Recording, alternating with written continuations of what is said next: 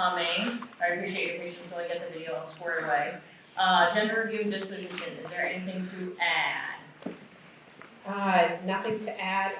I can take away personnel from non-public. I do not have any I don't have anything. Okay. So we don't even need a non-public session. Okay. Super. Minutes of November 7th, did everybody get a chance to review the minutes? Yes. Is there any I questions? have a question. Yeah. It said that I asked if wood chips could be put in the CIP. I don't remember that. Was it that we had a lot expensive, and I thought that maybe we should put it Oh, in? include them, yeah, for the playground, in the capital improvement plan.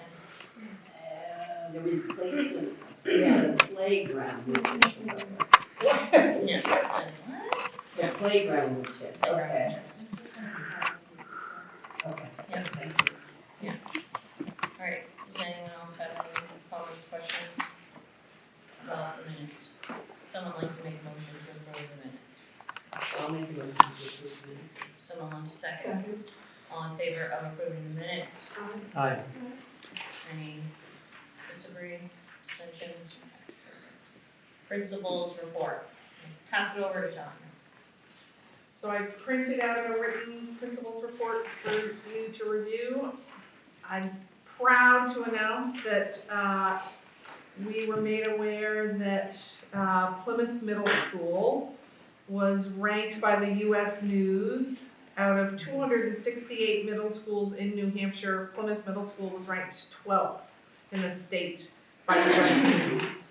The schools ranked above Plymouth are located in the towns of Nashua, Hanover, Bedford, Rye, Wyndham, Hollis, Portsmouth, Durham, and Nottingham.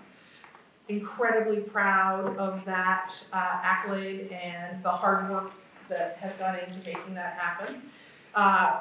Looked further into those numbers just because, to be very honest, I hadn't looked at that list ever before and realized that was based on 2 years ago. Those achievement numbers and enrollment numbers. But it's certainly on track for where we see ourselves at this point as well, so that's very encouraging. Our elementary school was ranked 86 out of 442 elementary schools. I did not go ahead and list all the schools around that number, but even that number is quite, it's something to be proud of. So I think that speaks to the incredible hard work of the teachers and the staff and the work they do in this building every day. So it noted a free and reduced population of 36% of our students in the statistics that they were using.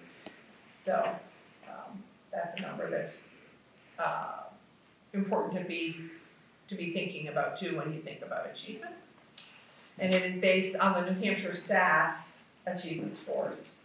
Just so everyone knows how achievement is viewed in that. Ranking.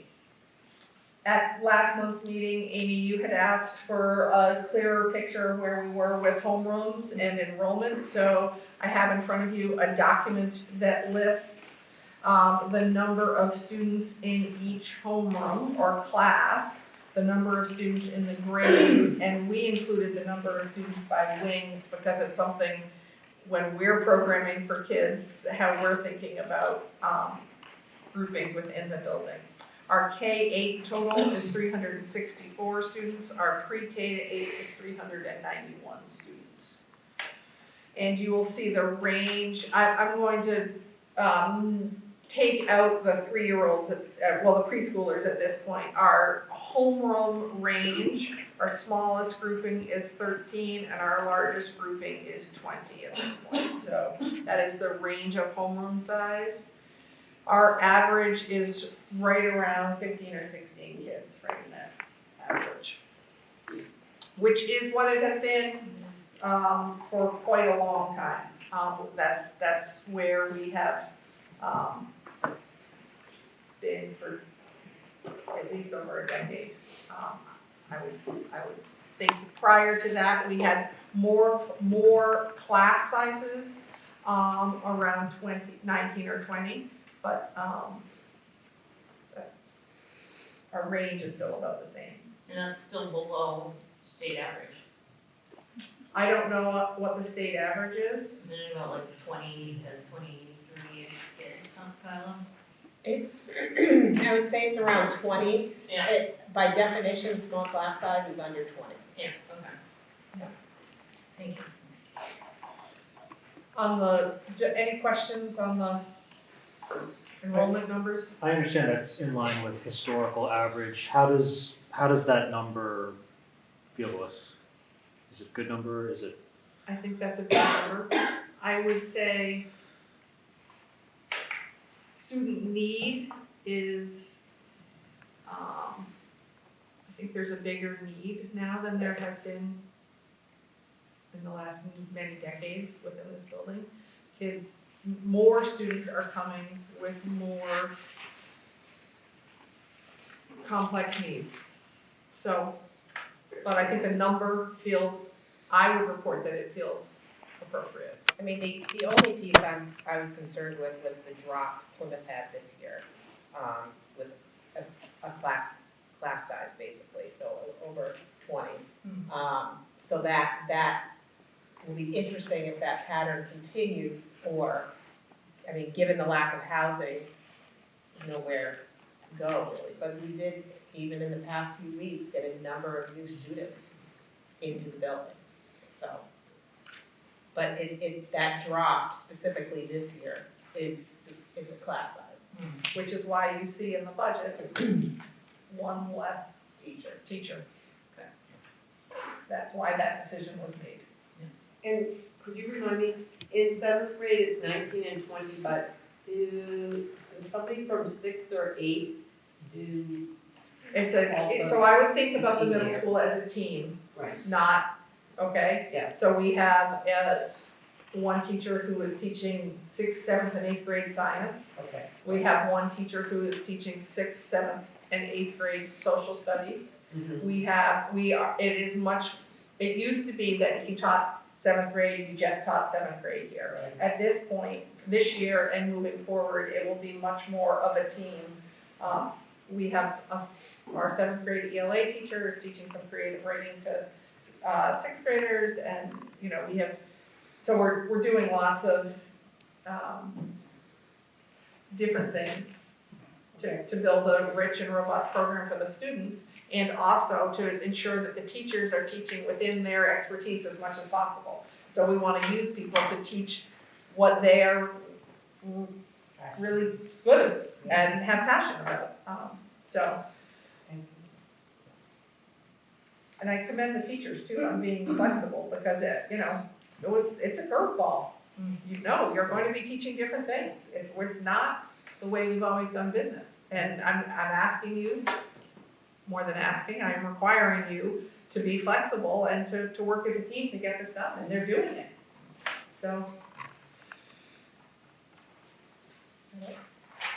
All right, on the back side of that document, I wanted to let you know about some of the recent school events.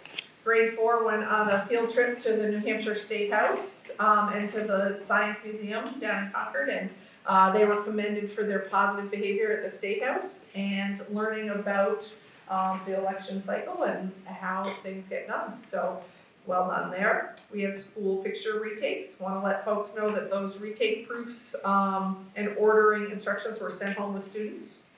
We hosted a mathathon for our 6 to 8 mathletes.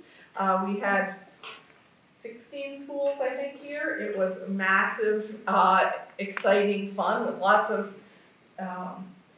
excitement. We hosted a Veterans Day celebration in the gymnasium. The PES band performed the national anthem. We had 5 local veterans recognized, and we took it as an opportunity to do some education for students about what are the branches of the military, what's a veteran, how do you become a veteran, and had some back and forth between even our youngest students with the veterans, and it was really wonderful. The ski and skate sale was held. Thank you to Plymouth Rec for filling that community need. It's a great fundraiser for the rec department. And last week we brought back the Thanksgiving luncheon where we invite parents and guardians in to eat lunch in the cafeteria with their students. The students had decorations up in the cafeteria and little centerpieces, and we had conversation starters on the table. And we had a number of middle school helpers who helped with that, so that was a wonderful event. Coming up this week, we have the grade 8 Reads Across America walking trip downtown, where we lay a wreath in front of the town hall, and then over on the DeCenzo Bridge to again honor some men from our community who've lost their lives in war. The Elks Hoop Shoot is also Friday. Saturday morning, we will host our annual Jingle Bell Run, which benefits our winter program, so please come out to support that program and run or walk. Enjoy a breakfast cooked by alums of Plymouth Elementary School, staff alum. And on the 13th, the K-5 students will do some holiday shopping at Ladders. We love to give those an opportunity for our students to give something to their parents. So we bring them down to Ladders, and Ladders supports that for us. December 13th, there's a middle school dance at Campton. Our K3 winter concert is Wednesday, December 18th in the gymnasium. That's always about as sweet as it could possibly be. So What time is that at? The K3, Jenny, is that at 6 or 5:30? Well, I'm sure it's on the calendar. it is on the calendar. Just, We'll get back to you. all right. The K, at 6 p.m. Okay, perfect. The holiday break is December 23rd through January 1st. No school those days, and then the 4th through 8th winter concert is January 7th. So a lot to look forward to in the coming month. I wanted to let you know in the area of curriculum instruction and assessment that we just completed first trimester, and grades will be coming out at the end of this week to families, so please look for your child's report card. It's a good opportunity to have a conversation with your student about how they're doing in school and areas they could improve upon. Student support has identified some needs in grades and in a couple of the grades, so we are working with one grade on optimistic thinking and another grade about social relationships and how you can be friends at school. So we're working on building some of those social emotional skills among our younger students. Wanted to do a shout out to our Thanksgiving luncheon helpers, Porter Doyle, Sydney Halter, Sophia Hammond, Drake Horton, Olivia Paris, Eva Pike, Katie Pouliot, Cannon Trentham, Kylie Von Marka, and Kay Walsh for helping all of those parents come into the building and have a wonderful time with their students. It's nice to see our older students being leaders, and we're trying to build more authentic ways for kids to be leaders in the building. CARE Award recipients in the intermediate wing are Jackson McCarthy, Levi Doyle, and Zachary Wu. Congratulations to all of them for showing some courtesy, attention, respect, and enthusiasm in the learning environment. I wanted to specifically shout out the cafeteria staff for the Thanksgiving luncheon. We had 200 guests served, so thank you to Darlene Stakowski, Val Bickford, and Janae McNamara for their hard work to make that event happen. And wanted to thank our PLC leaders who are working at the grade levels or vertical teams to lead their colleagues in important conversations about how we can better improve our instruction, make sure that we are meeting kids' needs, and make sure that our full program, K to 8, is in line with best practice. So I want to thank Sarah Thompson, Jacqueline Reed, Michelle Priliano, Sarah Carlson, Erica LeBron, Kate Svars, Katie Chamberlain, Jen Rugby, and Kevin Greenwood for that work.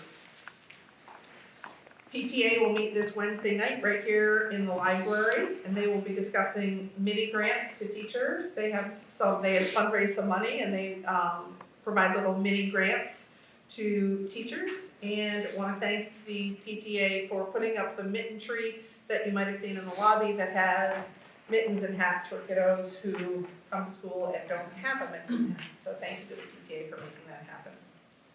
I don't have anything specific under the facilities update other than that the building continues to function very well, and we're working on some minor projects and maintenance, as we always do.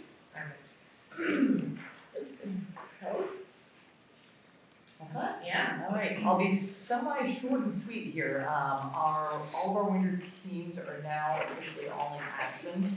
We just had Nordic ski and wrestling start with their practices this afternoon. And again, we've got just under 100 students, so looking forward to another busy season.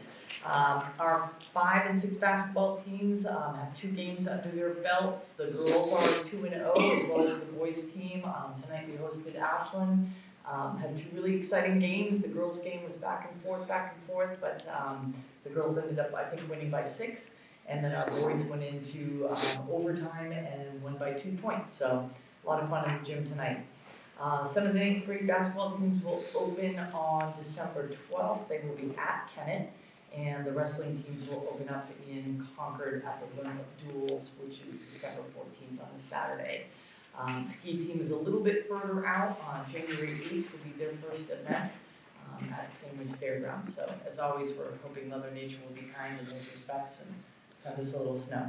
Not that I officially root for it, but for the skiers, we'll take it. Tanya did mention the Elks Hoop Shoot is coming up this Friday night, and I wanted to thank Deb McManus and Eli Chamberlain. They do a lot of the lead work here at the elementary school to have the kids come and kind of do the tryouts for who's going to represent Plymouth Elementary School in that foul shooting contest. So for Plymouth Elementary, we have in the various age groups, Maverick Tracy, Tenley Tracy, Trevor Fullen, Finn McElhaney, and Libby Oldenburg. So those will be our PES participants on Friday night. In terms of safety, back on November 14th, we did hold our civilian response to active shooter presentation, which was offered to any PES faculty and staff who wanted to attend.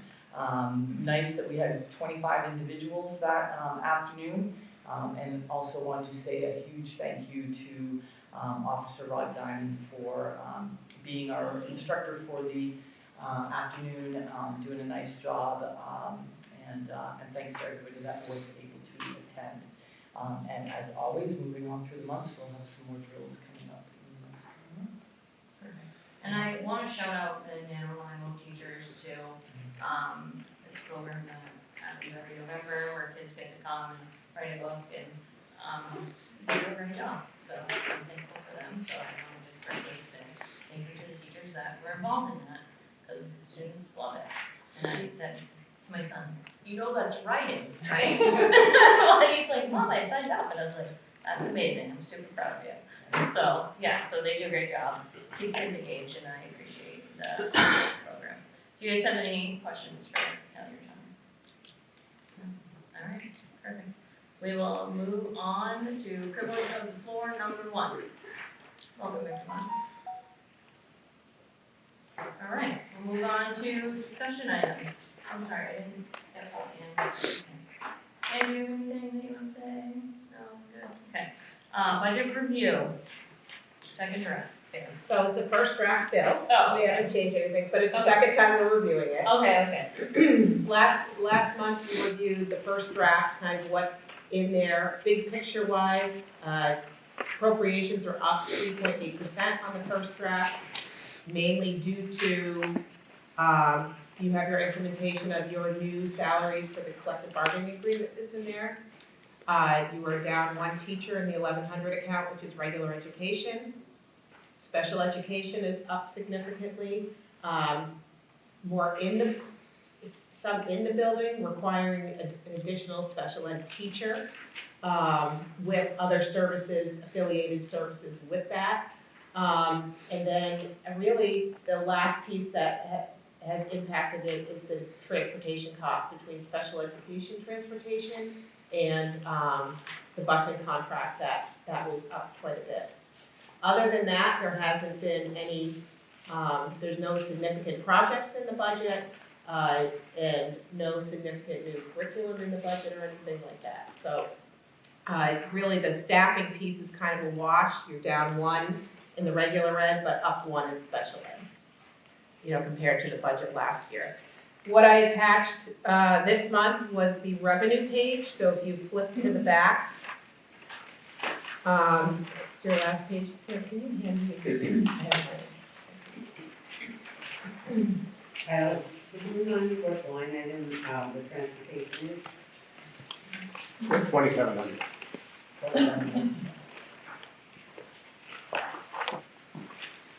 Specifically line 401, 402. Yep. Okay. And a little bit about the revenue page. So on the left is the unreserved fund balance. So remember, you did have a portion of the unreserved fund balance that you determined you wanted to stay in there for last year. So obviously for this coming up year, it's always 0, but that could change based on what you decide to do through the budgeting process. Catastrophic aid, which is special ed aid.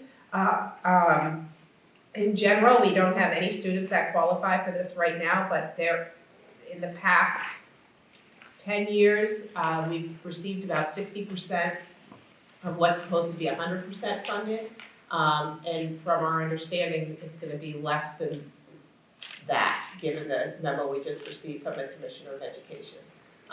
So really what's impacting that is obviously statewide, there's an increase in special ed students. And the new law that required students to, if they're not receiving a high school diploma, they stay until their 22nd birthday. That whole year adds an additional cost, which wasn't factored into the state budget as well. So although the state is required to pay 100% if you reach 3.5 times your tuition, if any kids are placed out of district, and they're not gonna be able to fulfill that. Again, it's even gonna be less. So it's just something to be aware of as far as funding. Adequacy for Plymouth next year is going up a touch. Many districts are going down, so that's good for right now.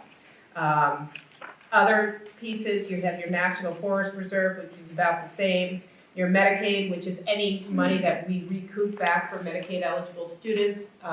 You can recoup funds for occupational therapy, physical therapy, one-on-one rehab assistance, nursing, school counseling, things like that. Who, in this particular building keeps track of that? So That we're making sure that if a student does get, that we are requesting that fund. So that is supervised by our school psychologist. Okay. It's a collaboration between our special ed coordinator, the SAU special ed director, the case managers, and the para-educators, and then the occupational therapists, the physical therapists, They all the have speech to and language report it. pathologists. They have to report it, and you need someone with licensed to be supervising anything that's billed, so, So compared to some other. we're not missing any opportunities, okay, that's what I wanted to really make sure, okay. No.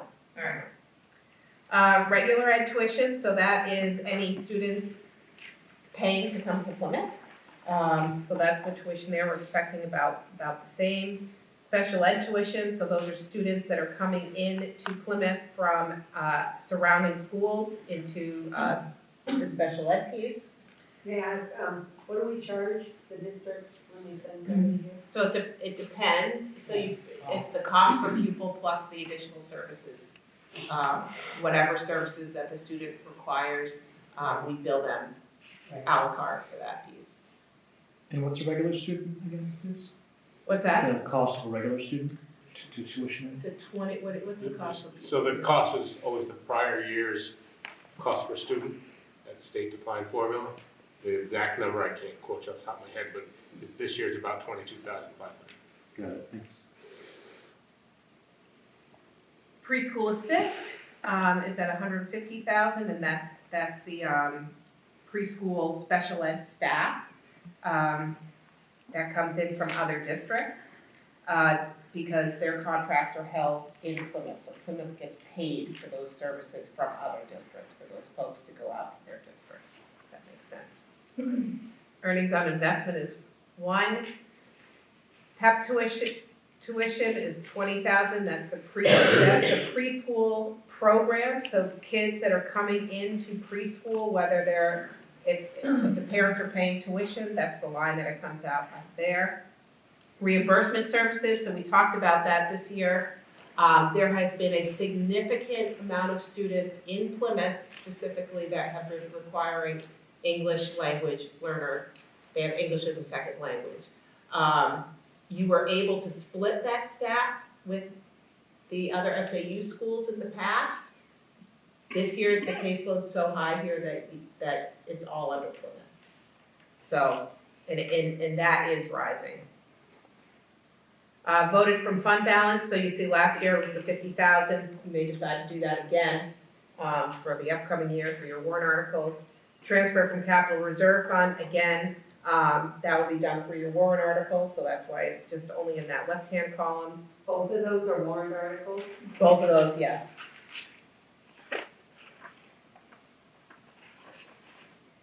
Title II, IDEA, and Title I reimbursement are federal grants.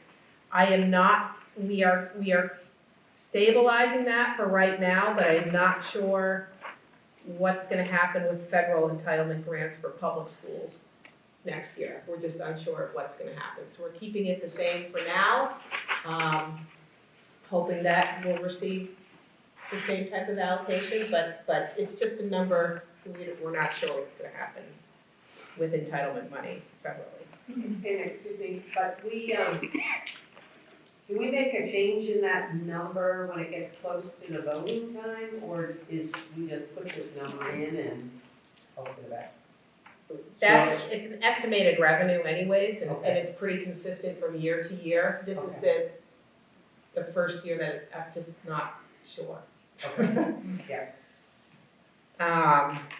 Food service revenue, so the hot lunch program, what you're getting, so that's being bumped up quite a bit to 231,416. Then you have your total school revenue and credits, and then your district appropriation, which we talked about through the regular budget, which was up 3.8. So you see it's up quite a bit there, but that really has to do with that unreserved fund balance still being in that left-hand column, and then those 2 warrant articles throws off the total a little bit. So it's kind of a false spike instead of that. Is there anything else you wanted to add to that, Dan?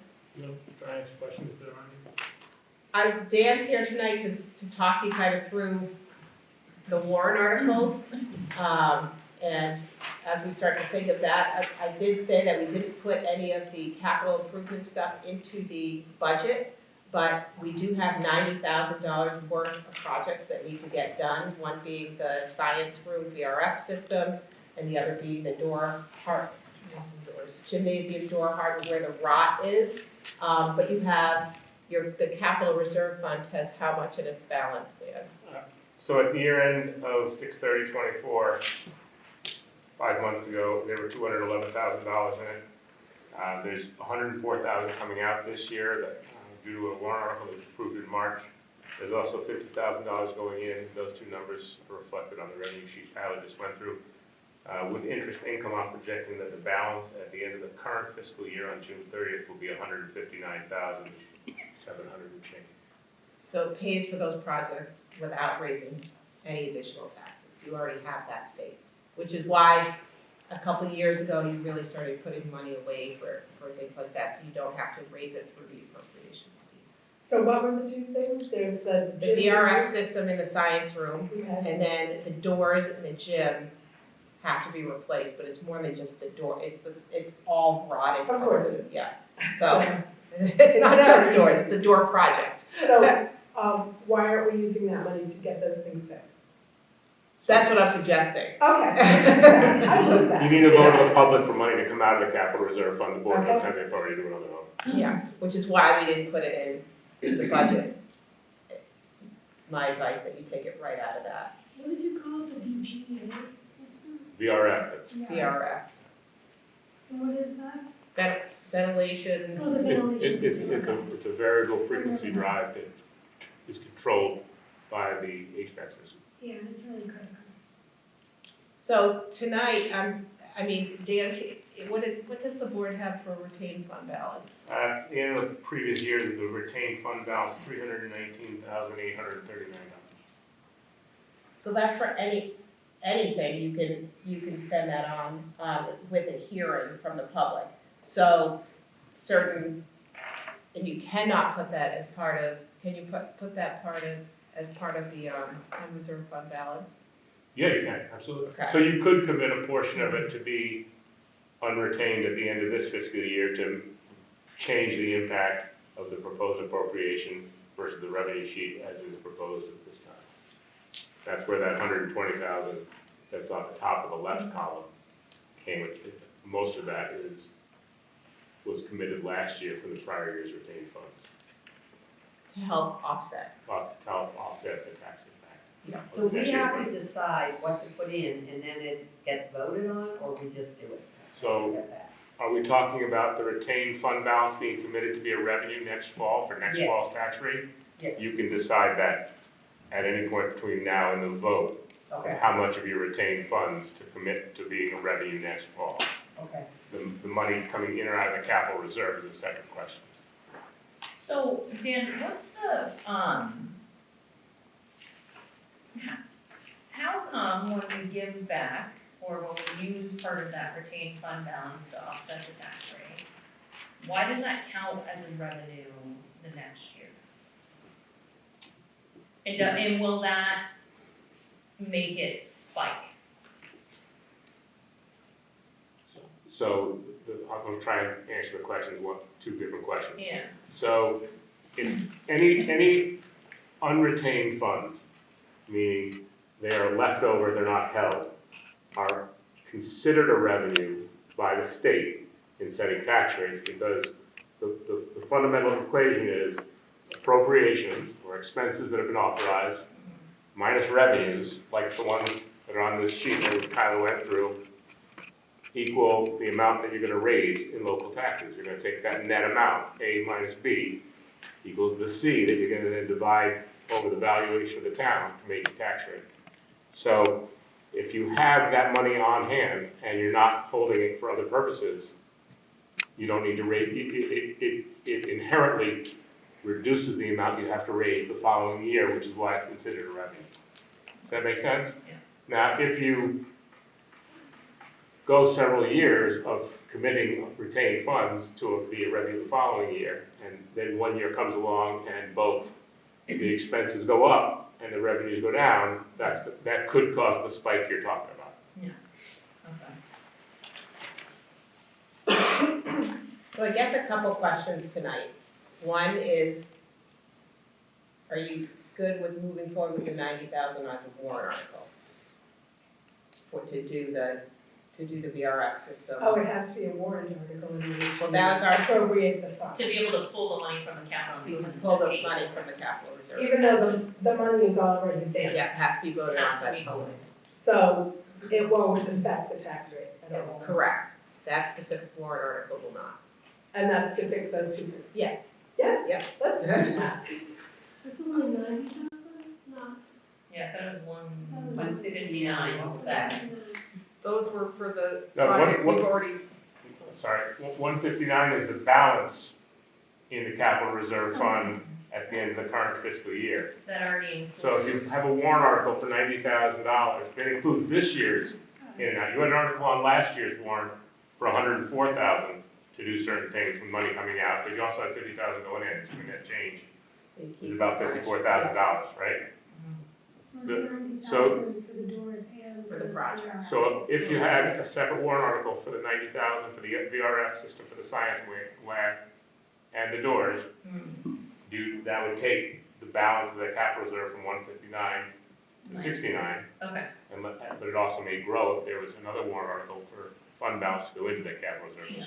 okay. which you've typically done Which in the past several years. And I just want to put it out there in the public that prior to COVID, we had we didn't have a retained fund balance.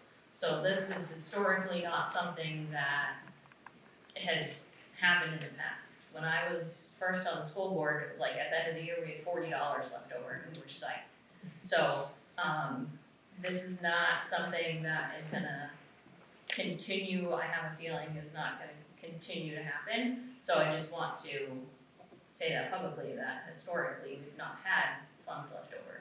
We've spent to the penny, so, I just want that to be public. It makes sense to me to, if we have the money to do the projects that we need to do, especially since it's not gonna raise any tax dollars to do those projects, and we have the money in the funds.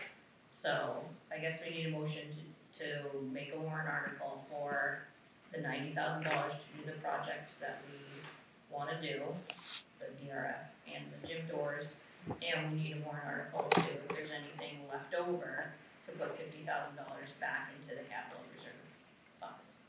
I would make that motion as you stated. Wouldn't it already be in the capital reserve funds? Well, but the $50,000 at the end of the year, we have to specify that it has to go back into the Right. 50,000, to the capital reserve specifically, Yes.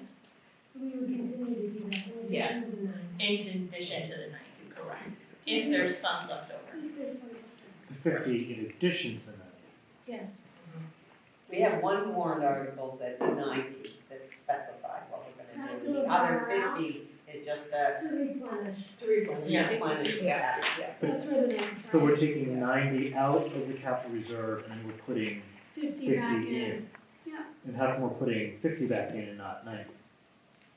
because we have always put 50 in. Right, so Because, what's the magic behind 50? It really was, it was the starter warrant article. Yeah, so in my time here, the 50,000 a year going in started in, with the March 2020 warrant. At the end of the 2020 year, there was 6,000 in the capital reserve.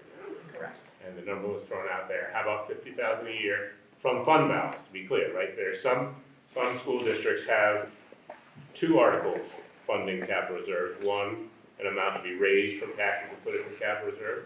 And a second article, just if there's money left over at the current year, that goes into the capital reserve account. What Plymouth has been doing for the last 4 years is, if there's money left over at the end of the year, the first 50 goes into the capital reserve.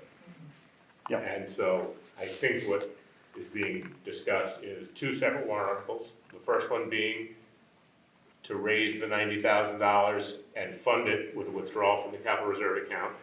And the second article being, if there's 50,000 or some number that you recommend, whatever, left over at the end of the current year, that first 50,000 would go back into the capital reserve account. And the remaining money, To be determined. To be determined, so you have the opportunity to retain a certain number of funds. It's not cumulative. The retained fund balance authorization, which is that number we talked about a little while ago, $319,000 currently.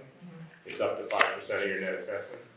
It's not 5% every year. It's a total of 5% can be held. So if nothing else happens with that $319,000 that was retained at the end of last year, you might be able to add a little bit of money to it at the end of this year if there's money left over, but you're not gonna add a bunch, and anything beyond that would become considered a revenue next fall for the tax rate based on the budget that's adopted this coming March. And the 159 is due to that annual $50,000 being Correct. put in? Yeah. Or in So the case it's of this just year, kind of in accrued. the case of this year, 50 going in and 104 coming out from last year's warrant. So I think 50 sounds good. It just means net, we're gonna be down 40. We're agreeing to take a $40,000 reduction in capital reserve. Assuming that there's enough money left over to put the 50 back in. Correct. Yeah.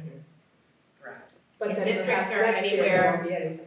Districts in our SAU go anywhere from 10,000 to 100,000 that they put in. What I like about the warrant article is that it makes it really clear to the taxpayers what the money's being spent on. Right, so I think that this is kind of keeping everybody on the same page. is your concern, Sam, that we're taking out 90 and we're not putting 90 back in? That's just what I'm thinking, because I'm looking at this other page from last time where, yeah, we don't have any large capital improvement items now, but coming We down the did. pipe. There is a big project several years off, I can't remember what it was for. No, you have the It wasn't expensive the one. bathrooms and the locker room piece is on there, that's not urgent. It's a ventilation or something. but like it's- that system. If there's a conversation to be had both around bathrooms and locker rooms, and there's a conversation to be had around air conditioning, HVAC systems in the classrooms. So those are the two biggest ticket items. Out there farther away is paving, And improve, Again? no, like every 10 to 12 years. the we roof, do. I don't believe the roof is listed on the current CIP. It's not, okay. It's pretty good right now. Yeah, so it's just, this is a year when we're not doing anything, but we're reducing our capital balance by 40,000.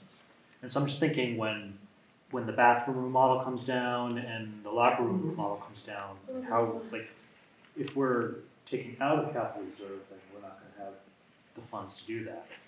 And presuming there's gonna be some other funding mechanism, like we may have to raise that money when the time comes, in addition to contributing, say, $50,000 per year.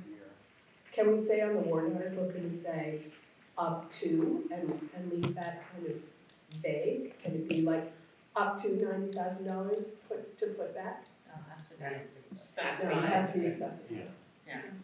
So I'm not necessarily suggesting we change anything, I'm just like, we're spending. Something to think about. More than. And then, Dan, are we able to remove, if we have a project like that, we have retained fund balance, are we able to move retained fund balance money to capital reserve money? If there's a Yeah, so I'm gonna answer two different sides of that. The first piece is that you need the voters' approval to move money into or out of a capital reserve account. okay, That being said, you could take care of these projects, the $90,000, with your existing retained funds. yeah, I get that. Okay, so I'm saying for future dates, we couldn't, There take is a the way to money. do that, right? You have Yeah. $319,000 in retained funds that you can do a whole bunch of different things with if you choose. okay, Yes, the difference is I think, when I talk with people in town, I think people would prefer to see it on a warrant article to pay for big expensive projects. You mean to specify. And to keep them in the loop with putting projects there, and using it through that, rather than using our, unreserved fund balance to pay It for would, projects. so the retained fund balance, you'd have to have a hearing. mhm, So that's the way you get the public input there. The warrant article would just be a vote at the district meeting. So, We can't spend this money, this $90,000 until it's passed. if you Correct. put it on the warrant article, correct? We're not concerned that prices for the different things are going to go up by then? They give us prices that are good until Okay. we can execute the Okay, project. I just wanted to be sure of that. I mean, I'm comfortable with the $50,000 like we have historically been doing, and again, Sam, we may not have a retained fund balance at the end of the year. So, that's the other thing to think about, is like, we can put out a warrant article, if there's money left, we can put whatever amount into capital improvement, for future projects. But there may not be any money left over at the end of the year either. Right. So, it's not, it's just pick a number really. And what's the urgency for the two projects, the doors in the gym and the signs, the VRF? They need to be done. Yeah, they both sound. So I mean, those projects, that warrant article makes sense to me, because we have the money in capital reserve already, so it's not costing the taxpayer any money to be able to do the projects that need to get done. I think the question is, what do we put, if we put an additional warrant article, do we put 50, do we put what we're taking out to do this projects? To bring it up to the balance, it's really I like the 50. Because that's how we got to the 159 in the first place. Some years you need it, some years you don't. correct. Have we accumulated in the capital reserve account since 2020? Yeah, here's a brief history. It was of the last few years of what's gone on in that capital reserve account. So it looks like in Three- 2020, three- like you said, it was 6,000. Yeah, this is the first year that the money's come out of it Yep, in the so last we 4 years. accumulated 50,000 in 2021, ending with 56,000. Accumulated 50,000, ended at 106,000.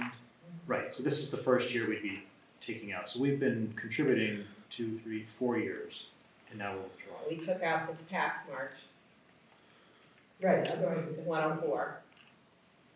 And then you're gonna take out another 90. Which is that in there? I do not have anything for next year. I have the current year's projected transactions in there. Current year, which was voted on last March, but we're operating through right now.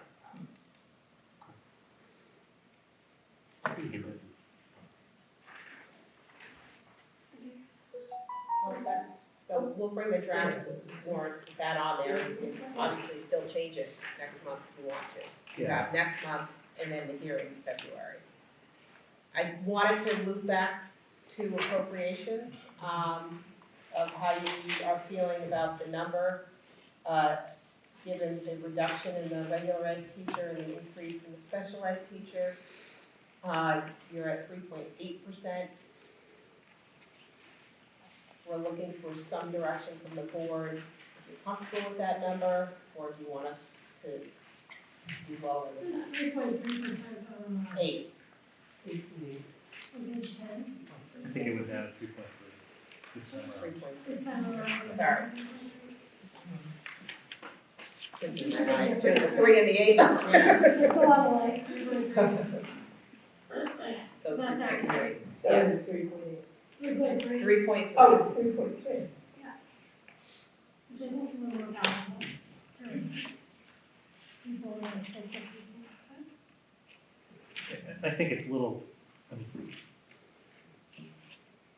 if you look at the prices of everything within the past few years, 3.3% is not sort of in line. So Very to much. me, it feels reasonable. I agree as well. All right. Okay, so we'll move with that, use that number on, the next draft will post all the items for the public to see. And then just think about that, we'll bring the draft warrant articles next month.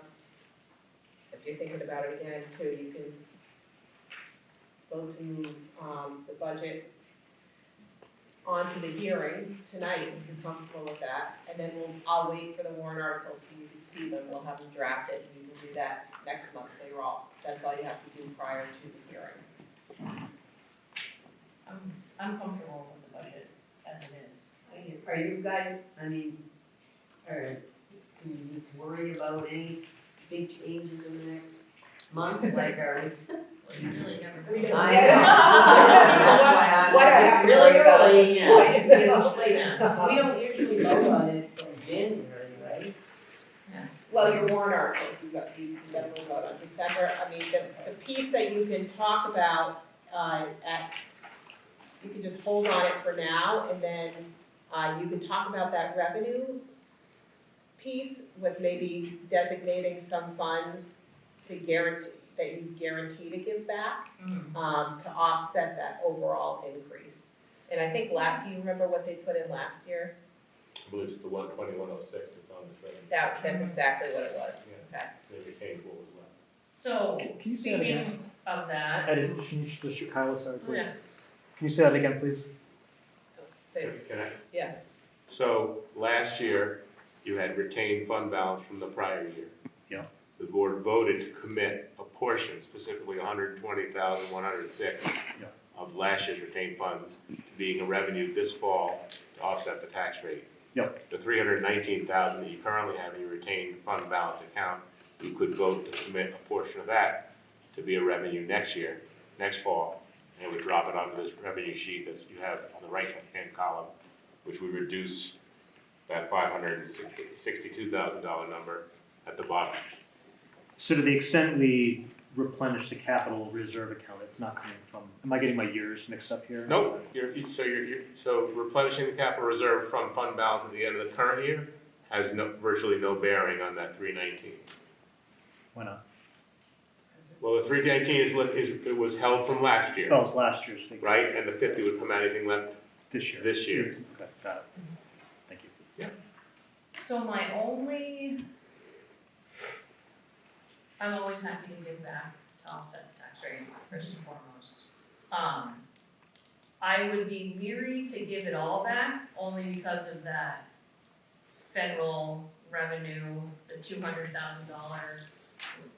that we may not get, that is up in the air. So I would wanna at least keep that much money in case we don't get that as a revenue from the federal government. That would be one thing that I would wanna do. Are we allowed to keep that much? Is there a certain amount that we're allowed to keep? Yeah, so you can keep up to 5% of your net assessment, which is why you have 319 now in that account. Okay. And so, What percent, sorry? 5%, Of the assessed, not our budget, right? You said of the yeah, assessed. of net assessment. The net assessment. So, because the net assessment typically increases, that number would be up from 319 next year. Okay, So I don't think you're in any risk of not being able to retain. not being able to retain.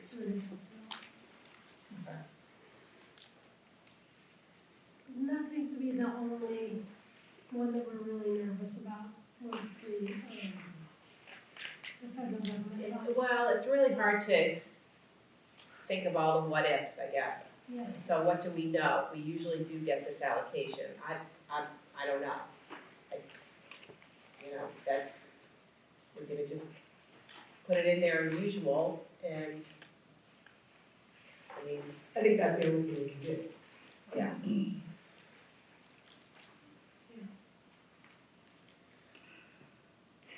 So what's the max dollar amount that we could give back 5% of our, of 560? You're asking a question. So 5% has nothing to do with the max you can give back. You can give back as much as you want. I mean, you can only commit what you know at this time. What you know at this time is that you have 319 from last year. We don't know what you're gonna have, if anything, left over this year. Correct. So if, I'm gonna just throw out a big number, because it's easy for me to add bigger numbers than smaller numbers. If you had $100,000 left over this year, and you voted to not retain anything at the end of this year, you'd be giving back $419,000. There's no cap on how much the unretained fund balance, which is the portion that reduces tax impact the following fall. There's no cap on what that number can be. But we have historically not done that because we don't want to be on a Exactly. roller coaster And with the taxes. We don't know what kind of Surprises. correct. We don't know It what does. the needs, It's what an the excellent- needs of students are gonna be, or, Right. you know what I mean? I think So, some retained funds is a great tool.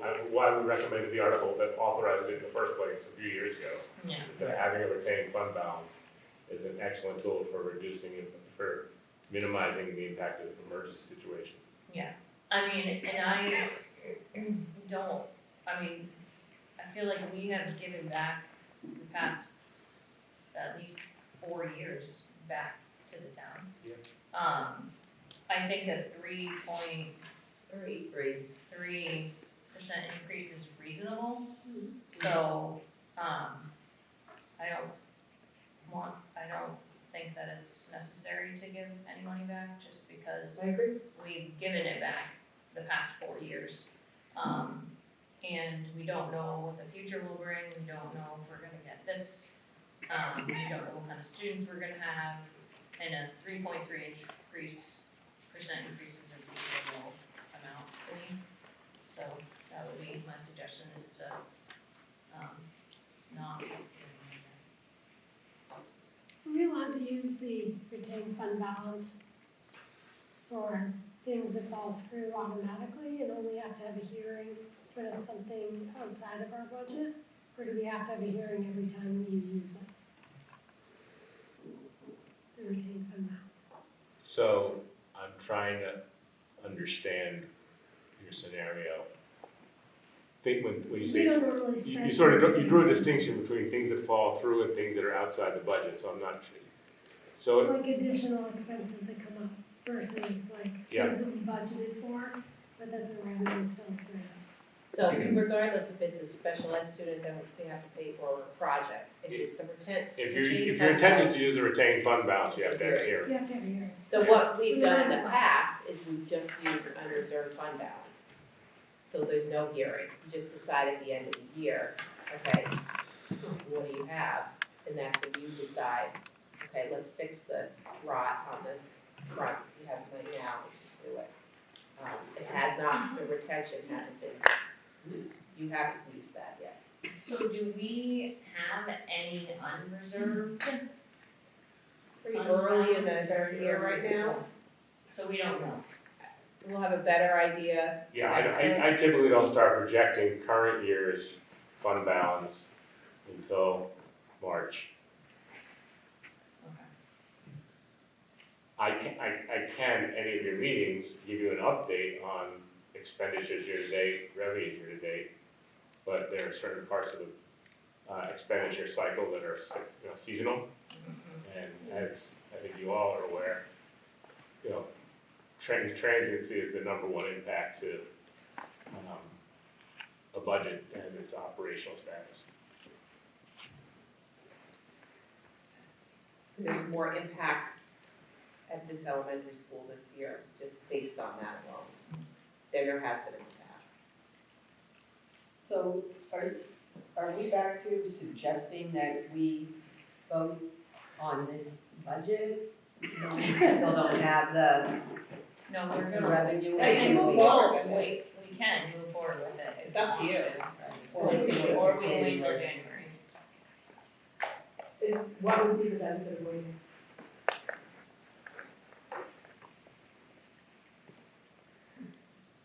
Maybe one more time with it if they thought we needed it. I do. I'm fine proceeding with it. So. We can make a motion to. Yes, Dan? If I could, there was a motion made earlier that didn't get seconded, so maybe it died on the floor. But Fran did make a Right. motion regarding other warrant articles, Oh, yes. and I think that my sense is that you all decided to wait on the other articles until the January meeting and then finalize them at a meeting prior to the budget hearing. That would be after, if you decided tonight to vote to move the proposed budget to the budget hearing, we then come back to you with the warrant that included that plus the other articles for your consideration. And then you can vote on the warrant articles next month. That's what I would. What do you want to do, warn it now? So you didn't have to move. Do you have to retract your, no one seconds, Nobody seconded. no one seconded Fran, so there's no Okay. more articles this Right. time to vote because no one seconded Fran's thing to move warrant I articles. missed that. Got it. I know. Okay, so we're gonna, Jenny, you good? on our warrant articles, and make a motion to move this budget as written To the budget hearing. to the budget hearing. Okay. Yeah? Okay, all in favor? Second. Okay. Aye. Aye, okay, any opposed? Alright, great, thanks. Appreciate you. Other business, No other business. alright. Privilege of the floor, number 2. Yes, What is the earning on investment of $1? Sure, that is, so the district's funds, which are held by the treasurer, she has a very limited set of options for where to hold the district funds. And so typically they're in a government-backed, they're a money market maybe. And, 0.25%. yeah, well, sometimes a little bit more, but not much. yes. Was the motion that was just made, does that mean that no changes now can be made to the budget and the proposed budget? They're gonna move it to the hearing, based on any input, they can change it at any time. Okay. And I have a follow-up question. Can we get an explanation of the anticipated role of the proposed special education administrator position? Sure. So included in the budget is the role of the special ed coordinator for the building. That role will include student services, so everything from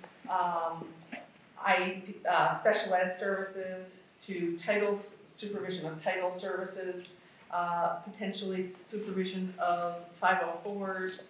It will be an administrative position, so it will also include staff evaluations, running team meetings, extended school year, and then also all intake associated with transient population, homeless. So when you say services, does that mean they'll also be, the part of their role will be as a special education teacher? No, it's not gonna be. There will not be a teaching role. Okay.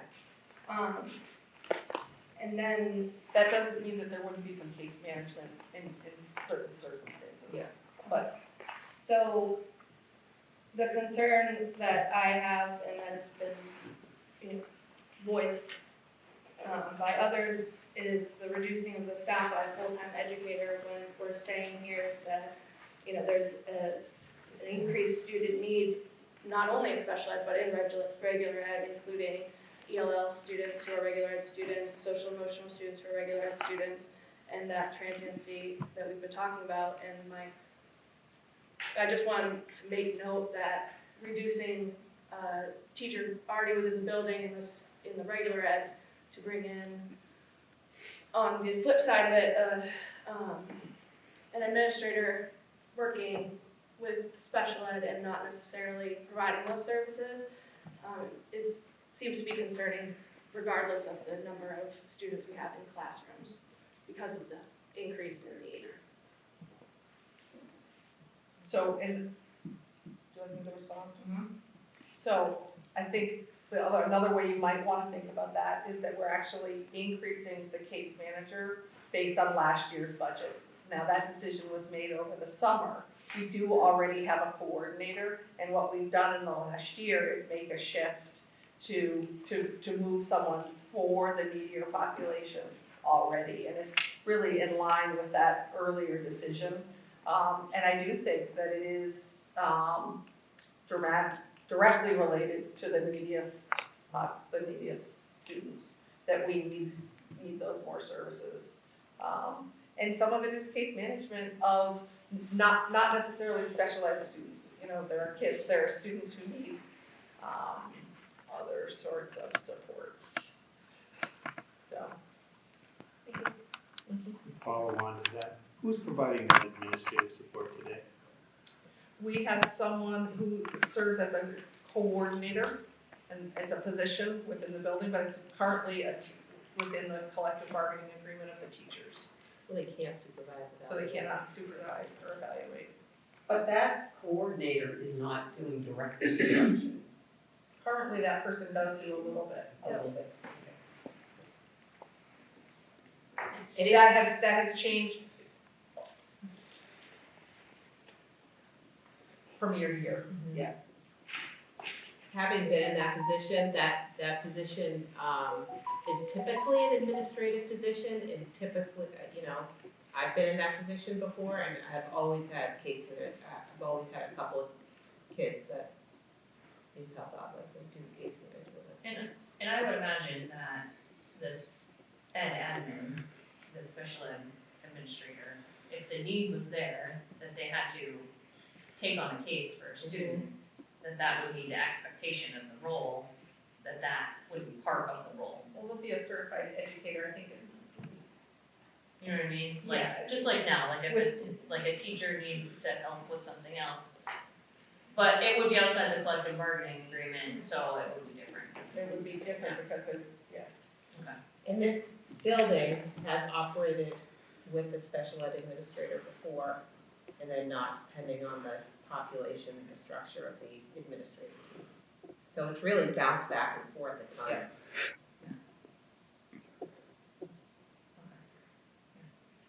Yes. Can I try? Elaine Belkis from Beach Hill Road. I've been hearing a lot about retained balances, capital reserves, all those nice little accounting terms. I just want to remind everybody, the past 4 years, even longer than that, we've been in a very, very, very high inflationary period. I'm old enough to have seen many of them in my lifetime. Most residents in Plymouth do not have retained earnings. They do not have their capital reserve funds anymore because they've drawn off them for the past several years just to live. I'm sure you all feel that too.